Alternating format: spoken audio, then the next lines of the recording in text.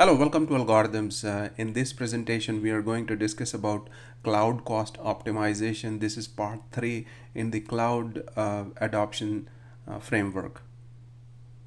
Now, when it comes to cloud migrations or cloud adoption frameworks, enterprise architects come up with the design principles, but one of the most forgotten area is the cost design principles. So in order to optimize the cost or for cost optimization, we have put together certain principles for cost. Now, because you have to design the architecture which is driven by business goal and return of investment, and you have to stay within a given budget. Now, keeping within the cost constraints, as I said. So before you choose an architectural pattern, a cloud service or a piece, or the price for the service, consider the budget constraints set by the project. As a part of design, identify acceptable boundaries on scale, redundancy, and performance against cost. After estimating the initial cost, you may set budgets and alerts at specific scopes to measure the cost. Now, aim for scalable cost.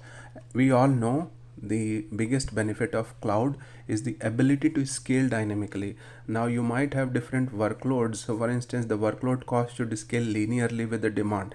So, you can save cost through automatic scaling, and consider for that you can consider the usage metrics and performance to determine the number of instances, which is very basic criteria. Now go with the smaller instances for a highly variable workload and scale out to get the required level of performance uh, in the future.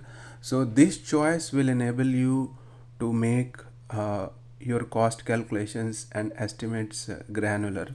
Pay for consumption. uh, most of the cases it is true, but not always. It really depends on certain situations, but this could be a good design principle, this cost design principle. So you adopt a leasing model instead of owning the infrastructure. So every cloud provider offers SaaS and PaaS resources, so that simplifies overall architecture. So the cost of hardware, software, operation, security, and data center space included in the pricing model. Right resources, right size, monitor and optimize. So most of the cloud vendors, they provide tools to monitor and optimize your cost, and that is given as a process. So you treat that as a process rather than a point in time activity, and conduct regular cost reviews and measures for and forecast the capacity needs, so that you can provision resources dynamically and scale with the demand.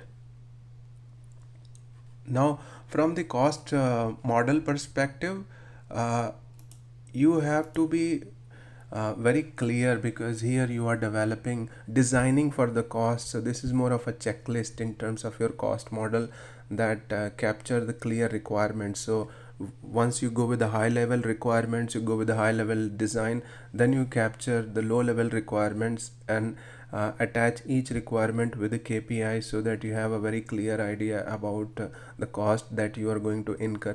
Estimate the initial cost. As I said, every cloud vendor provides different types of price calculator, total cost of ownership calculators, plus migration tools. So that helps you a lot in terms of estimating the initial cost.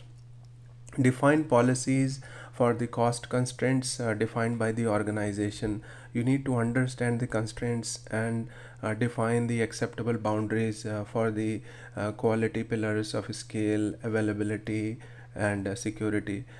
You also need to identify shared assets, so you evaluate the business areas where you can use shared resources, and then you review the billing meters, build chargeback reports per consumer to identify metered cost for the cloud services.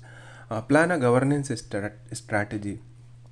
Plan for cost controls through policies which are provided by your cloud provider. You can use resource tags which are commonly available in every cloud provider, so that custom cost report can be created.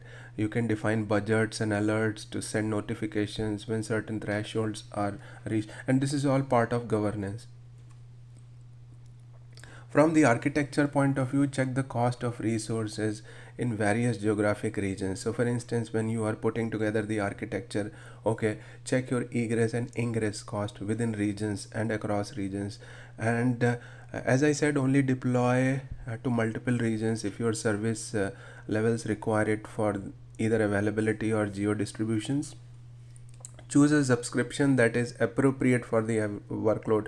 So there are different types of subscription available. You need to be very clear on what type of subscription you need to have. So for instance, in for development and test subscription types are suitable for experimental or non-production workloads, and have lower prices on some cloud services such as specific EVM sizes. So if you commit to 1 or 3 years, consider subscriptions and offer types that support your reservations that you are making for long term. Choose the right resources to handle the performance. It is very important that you understand the usage meters and the number of meters for each resource in the workload. And for instance, cheaper virtual machines may initially indicate a low cost but can be more expensive over time to maintain a certain performance level. So be clear about the billing model of third party services.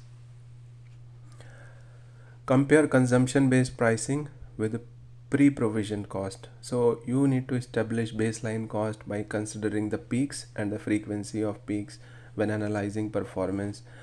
Proof of concept deployment, this is very common irrespective of which vendor you choose. They also suggest you to go with the initial proof of concept as a starting point in terms of estimating your cost as well. Plus, your enterprise architects and solution architects will have a good idea that how cost is calculated, cost is governed, what are the different principles which are used. uh, this is it from my side. I'll cover different topics in cloud adoption framework series in my future presentations. Thank you very much.